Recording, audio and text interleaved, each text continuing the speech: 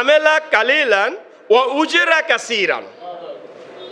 আল্লাহ নবীর কাছে যখন নিউজ আসলো যে লোকটা তো শহীদ হয়ে গেছে, যে লোকটা একটু আগে এসে আপনার কাছে জিহাদের অনুমতি চাইলো, আপনি অনুমতি দিলেন, ইসলাম গ্রহণ করলো, করে সে জিহাদের ময়দানে চলে গেল, ওই লোকটা তো জিহাদের ময়দানে শহীদ হয়ে গেছে, কোতেলা নিহত হয়ে গেল, শহীদ হয়ে গেল। তখন রাসূলুল্লাহ সাল্লাল্লাহু আলাইহি ওয়াসাল্লাম বললেন যে তার আমল কম। শব্দটা কি বলছি বলেন তো, আরেকটু জোরে বলেন। তার আমল কম, ও উজিরা কাসিরান, কিন্তু তার পুরস্কার অনেক বেশি। আরেকটু সুন্দর করে বলেন সুবহানাল্লাহ। ভাই দেখুন শাহাদাতটা কেমন।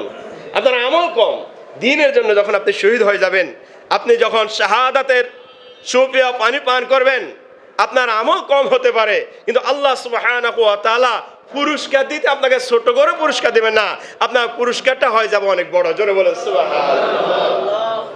পুরস্কার লাভের আশা আছে নাকি? কার কার আছে? সবাই আছে?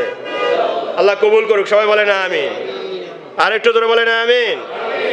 তাহলে শাহাদাতের তামান্না, জিহাদি তামান্না এবং জিহাদি ভাব হৃদয়ে এবং দেহে, হৃদয়ে থাকতে হবে। আবার মনে মনে রাখছেন হাতে জিয়াদ করব, চলে গুজাদরি, গুজাদরি কি জিয়াদ করব? মুসলমান দুর্বল নয়, বলেন মুসলমান ভাই জোরে বলেন মুসলমান।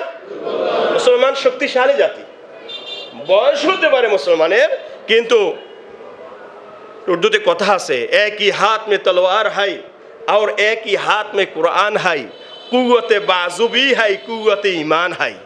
আমরা মুসলমান, তোমরা দেখছো তো আমাদের হাত খালি না, আমাদের এক হাতে তলোয়ার, আরেক হাতে কোরআন, আর আমাদের হৃদয় হচ্ছে ঈমানে পরিপূর্ণ। সুবহানাল্লাহ। আরেকটু সুন্দর করে বলেন, বলেন আমাদের এক হাতে কি? আরো জোরে বলেন, আরো জোরে বলেন। আপনারা বলেন হুজুর খালি হাত নিয়ে আপনি তলোয়ার বলছেন। আর শুনেন,